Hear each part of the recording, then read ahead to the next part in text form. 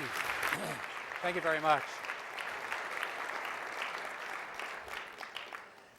Thank you, Scott Michalecki and Bill Martin, for taking the risk of a misfit like me addressing such a distinguished audience. I would like to say, go brothers, go Fijis, I am with you 100%. As a pledge in 1960, I was in the half of the class that made the upper half possible. I'm very proud of that. How many people here have made a mistake? Can I see a show of hands, please? Great. How many of you have learned from a mistake you made? That's excellent. Now, how many of you have made the same mistake over and over again and have not learned? One of my cultural heroes was R. Buckminster Fuller, who said, anybody that can point out a mistake that I've been making that I'm blind to is a hero or my heroine. And that person has created in me a great moment. Now, when you make a big mistake and your girlfriend or your spouse or somebody, your parents say, how's it going? Do you say, Dad, I'm having a great moment? Not really, but yes, really. And that's what I've learned. You've over and over again, you can learn from your mistakes if you admit them. There's a distinction between a mistake and a lie. A mistake is a priori innocent. It's a mistake. A lie has an aforementioned intention to deceive. And I wonder, people accuse people of being liars all the time without defending it or without actually describing it. Mistakes are innocent. I come from a very large family. Barbara, David, Dan, Peter, Guy, Mark, Ted, Ann, Beth, and Claire. So if you're counting, that's 10. I came from Columbia, Missouri. My father was a cookie salesman. And I sold papers, as my brothers did. And one of the greatest days in my life that I will never forget was selling enough papers, enough subscriptions to buy a pair of Buster Brown shoes. And I walked down an alley in Columbia with my fist clenched, and I realized this is it. I was thinking money for me is freedom. If I could learn to create enough money to live and get out of the mess that I thought I was in at the time, I would be very happy. So I sold papers, and I thought I could get out of this. I could be free. Now I realize money is just a tool. It's not an end. My father died in an accident when I was 18. Life was very tough for our family at that point in time. I had an uncle about a year later who was noticing all of this and observing all of this, and he came to our house one day and he had a conversation with my mother. And the conversation went, he didn't reveal to anyone, and then he asked me to come into a room. I was the oldest boy in the family, and he said, David, you're the oldest boy in the family. I'm going to tell you what I just did. I said, what did you do? He said, I am writing a check for $200 a week to your mother. And I said, I'm blown away. And he said, and if that's not enough, I'll make it more. He had started a business. He had a law degree, but he sold plumbing at night, and sold plumbing during the day, went to law school at night, and he had more fun selling plumbing materials, so he started a plumbing company with a law degree. And he practiced law every day, owning a plumbing company. But he made a lot of money, and he shared it with our family. And I said, I don't know what to do. I mean, I was just shocked. And he said, well, I have an idea for you, David. And I said, what's that? And he said, how's your life going? I said, my life sucks. I've got minimum wage jobs. I'm flunking out of school. I don't know what to do. And he said, I've got one idea. I said, what's that? He said, get on with your life. Start planning your life. In those days, if you flunked out of school, welcome to the Army. I wasn't ready for that. I mean, to be drafted. So I went down and volunteered to be airborne on a side, exciting things jumping out of airplanes. I misbehaved, but I found out that if you misbehave in the military service, it's totally different than misbehaving in school. there are consequences for misbehaving. But after spending 2 years as a medic, I got accepted to Officers Candidate School in Fort Benning. I went there and I sat down with over 300 other candidates. The captain addressed everyone in a very, very formal fashion, and he said, okay, so there are over 300 of you here. In 6 months, there will be less than 150. So look to the right and look to the left. Those seats, if you are here, will be empty. So you better decide right now what you want to do with your life and whether you want to graduate. Because for you to do that, you're going to have to dare to take some risks. And that's the first time in my life I said, I'm going to follow the rules for the first time and see if it works. Because I've been tired of kind of breaking the rules. Whatever it takes, dare to fail. After that, I spent 2 years as an officer, an infantry officer, went back to University of Missouri, made really good grades. I know I'm the only person that was the first #1 student in the School of Business at the University of Missouri while still on academic probation. I know that because the dean told me that when he gave me the award. I emigrated to Australia because I thought that was where you would go if you really wanted to find out what the world was like. I carried bricks in Hawaii. I was in Fiji on a copra coconut factory. I worked for Frankie Pile, a pile driving company. I was a roughneck in the outback. In the outback, you can throw tongs or you throw chains, and they break the steel. You're either adding steel or you're deleting steel. And one night, I was a graveyard shift. It was 3 or 4 in the morning, and the guy throwing chains cut his fingers off. And he just hit the winch too soon, didn't get his hand back. Being an old medic, of course, I whipped my belt off, put a tourniquet on him, picked up the fingers, put he and them in a car. We were 3 hours from the nearest doctor who could only just stitch him up. Next day, I went to work again. They said, okay, Neenan, you're on chains. So I'm throwing chains, and I'm flashing back to 2 things. What happened the night before, and my Uncle Jim.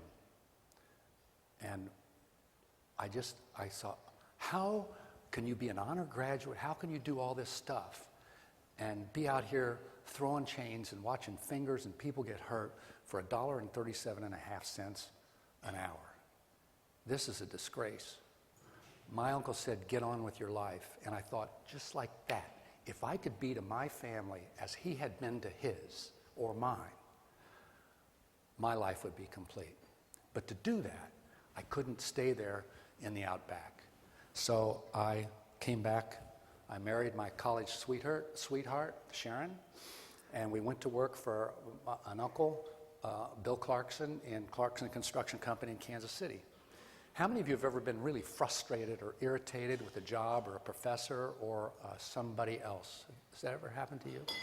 I was convinced that I was the victim of this, and it was going on at work. In the meantime, we were economizing. We were saving probably 60 to 70 or 80% of what we made, and we had a wonderful, wonderful time. I had a Volvo, and old Volvo was painted Laguna green, and I would go out and put ether on the carburetor and try to get it to start, and if it started, great. If it caught on fire, the other can I had was a fire extinguisher, and I put the fire out. And so we saved our money. We were very thrifty. Then Sharon gets pregnant with twins. And I go, oh my gosh, I don't have insurance. Everybody has a friend in the insurance business. So I called one. He came over. He started talking to me. I was thinking about being irritated and frustrated, and I just didn't know what to do. And I started talking, and I spoke in gibberish. I don't know if that's ever happened to you, but it scared me. I said another sentence. Gibberish came out. Well, by now, the insurance guy is saying, hey, you're going to have to pass the physical for us to sell you an insurance. And Sharon was looking at me, and so I got him out of the house. I called my sister. My older sister, Barbara, is a psychiatrist, and said, I need help. And I told her what happened, and she said, you do need help. So she got me set up with a neurologist named Mark Dodge, Dr. Mark Dodge at St. Luke's. Next morning, I went in there with St. Luke's. I met him, wonderful man. He did balancing tests, PET scans, blood tests, all this stuff. He said, come back in 3 days. I came back in 3 days. He said, I got bad news and good news. And I said, okay, what's the good news? Because I'm thinking I've got something serious going on here, even though I hadn't had it happen again. And he said, the good news is we can't find anything wrong with you physically. So I said, okay, so what's the bad news? And he said, the bad news is you have hit the stone wall of life. And then he started hitting his fist like that. And I said, the stone wall of life? And he said, yes. And I said, so what does that mean? And he said, it means you have 3 options. And I said, okay, what's option number 1? And he said, option number 1 is the Timothy Leary route. You turn on, you tune in, and you drop out. For those of you that don't know, Timothy Leary was a Harvard professor who advocated LSD. I said, I don't want to do that. He said, okay, option number 2, the wall is thick, the wall is large, the wall is long, but the wall has niches in it. You can find a comfortable niche and maybe become a productive alcoholic and stop hitting your head against the wall. And I said, I've seen that too often. I don't want to do that. What's the third option? And he said, the third option is you can persist and you can continue hitting the wall. And I said, well, if I continue to hit the wall, will I get over it? And he said, well, I don't know. But you seem to me to be pretty ambitious. You got a lot of initiative and passion. I don't know why you wouldn't get over. So I said, okay, I keep hitting the wall and get over. What's on the other side of the wall? And he went, another wall. And if you're really lucky, you'll hit 4 or 5 in your life. I'm 71. I've just dealt with my 6th. And somebody said, oh, you count them? You're damn right I count them. Because they're the things that change your life. You don't know what you're made of until you get challenged really seriously. And how you stand in the face of that kind of challenge is who you are as a human being. So I decided I needed to leave town. Sharon had miscarried the twins, and I started looking for opportunities. I went to Butler Manufacturing. I wanted to be a builder and wanted to build pre-engineered buildings, and they said $37,000 was not enough. In those days, that was the equivalent today of about $200,000, which we'd saved in 4 years. And all of a sudden, almost mysteriously, they said that's not enough, and then they called me back and said, you can have any one of the open franchises that we have. And I took a look, and I ended up going to Colorado. Sharon said to me in the van, the U-Haul adventure in moving, she said, what happens if we're going to get to Colorado and there's no work? I went, well, it's all right, honey, we'll be just fine. One of the things my Uncle Jim said to me is he said, I know why you succeeded financially so much more than most of your cousins. And I said, why? And he said, because you were the desperate one. Anyway, you don't need an IQ of 180, by the way, to do what most people do, unless you're in outer space. Probably 120 will be just fine. But you got to do the best you can with what you have. Never, ever undervalue hard labor, hard work. When people see you working really hard, they're going to help you. And that's what had happened. My Uncle Bill found out that I was trying to get this franchise and that I couldn't get it because I told him I couldn't get it. And he said, who is the CEO? And I said, a guy by the name of Jack Morgan. And he said, I think I know that guy. So a year later, we were doing a ground break, and guess who showed up? Jack Morgan. And Jack Morgan said, I don't normally come to small franchises, but your uncle called me and said, is there an opportunity for David to become a multimillionaire doing this? And I told him, yes, but why do you want to know? And he said, I want to know because I don't want to lose him. So there are people that will help you. That's what opened that door. And I don't know what it is. I don't know what mystical things happen. But if you go out there and you do your level best, you will be rewarded. So that company took off, and we had high early success for 7 years. And then we hit the job where we lost $670,000 with a net worth of 93. I was sitting there We then had 2 children. I was watching TV, but I wasn't watching it. I had an open book, and I wasn't reading it. Sharon comes to me, and she says, why don't you talk to me about business anymore? And I said, honey, it's bad. You don't want to hear it. And she said, well, what did you think you'd make when you were a paper boy and you were just throwing papers? And I said, oh, I always knew I'd be a multimillionaire. And she said, so what's a few $100,000? I haven't lost any confidence in you. Have you lost confidence in yourself? And I didn't know what to do. I went up and looked in the mirror and thought, who the heck are you? And what is it going to take if you lose everything for you to feel okay about who you are? And that's courage. That's what courage is. It's commitment in the face of a doubt. And it will take courage if you really want to find out and challenge yourself to what you're made of. So that worked, and the company started doing really well. We went from 16 million to a couple hundred million. Word gets out, you know, when you're doing well, and word gets out when you aren't. And when you're doing really well, you have lots of acquaintances that become friends. When you are not doing well, you have a lot of friends that become acquaintances. And some say, how are you doing, David? And they really mean it, and you know it. And others say, how are you doing, David? Because when you have power and you have strength for a few decades, people love to kind of pick at you. So I put a card together, and it's this card here. It has the scream on it, Munch and Scream. And then on the back, it has a quote from Goethe that says, and so long as you have not experienced this, to die and so to grow, you are only a troubled guest on this dark earth. So I would hand them the card when they asked me how I was, if I thought they were spoofing me, and I'd say, why don't you take your pick? How are you? I'm dying, but I'm growing at the same time. I don't know, they didn't like it a lot. Eric Hoffer said, in times of change, the learners inherit the world, while the knowers find themselves beautifully equipped to deal with a world that no longer exists. We go from the age of discovery with Columbus to the age of the Industrial Revolution, the robber barons. We are now in the age of intellectual property, of scholarship, of the mind. And people don't seem to know that yet. But in any event, your mind is really important. Everybody in the company said, what are we going to do now? We've lost 670,000. And I said, well, I don't know. You know, I knew leverage. I thought you could make a lot of money. I never knew you could whistle right by zero. No problem.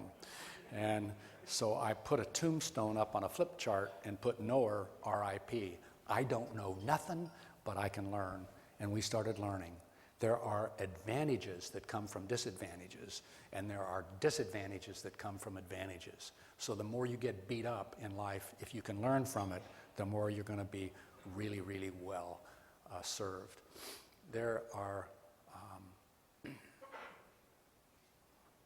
boxes that you can send in the mail that say, fragile, do not drop. I want to be the box that says, drop me, because I'm going to learn and I'm going to grow from it. There's something called hormoses, and if you train cobras and you're smart and you don't want to lose your life or a limb, you take a little bit of that poison every day, a little venom, because that will create protection, just like a flu shot will create protection. So mistakes can also be that, if they don't kill you.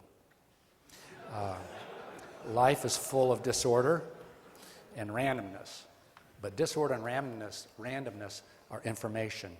There's not only post-traumatic stress disorder, there's post-traumatic growth syndrome. Once you learn a hard lesson, I guarantee you're going to grow.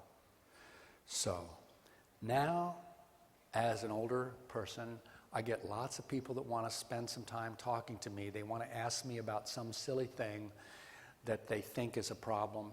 And they don't understand that when I have a conversation with someone, there's only one topic, and the topic is, how can I change my life? And that's it.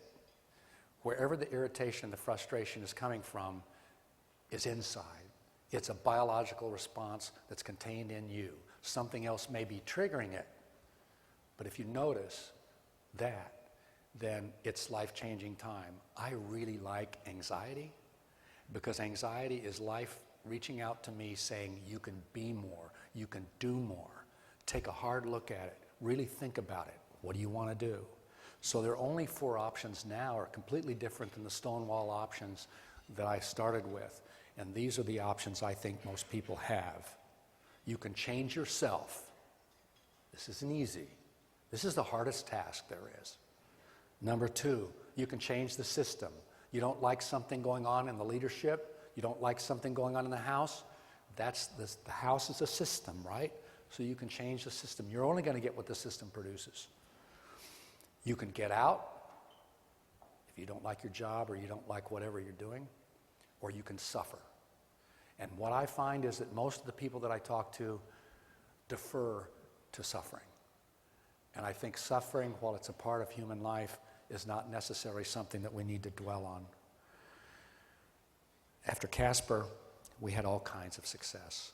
And then, of course, we hit another wall. And I started realizing these are just more walls. And there is really something important to be learned, but you have to focus on the learning. Now, I also said, you might be interested in making money, I don't know, but maybe so, maybe not. But there are only 3 ways to make money. One is to steal it. I don't recommend that. One is to get lucky, and luck plays a real role in life, I think, good luck and bad luck. Or you can satisfy the wants and needs of other people.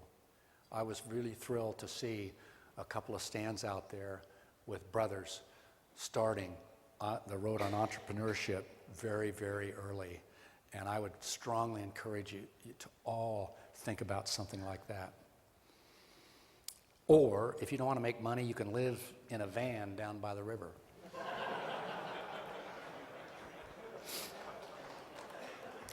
Leadership.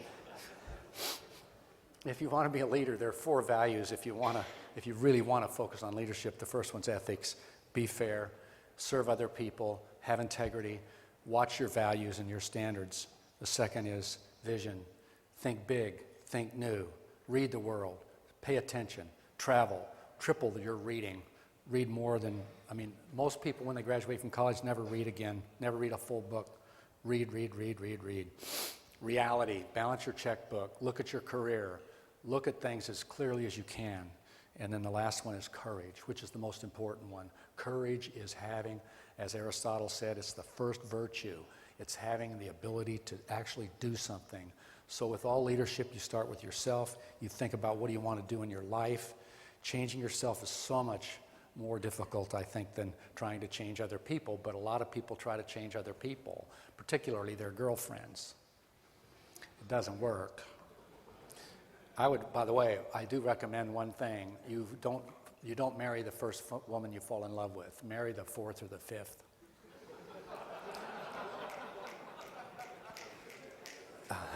Thank you. Culture is not just one aspect of the game that you're in. It is the game. Values matter. Test your limits. Find out what you're made of.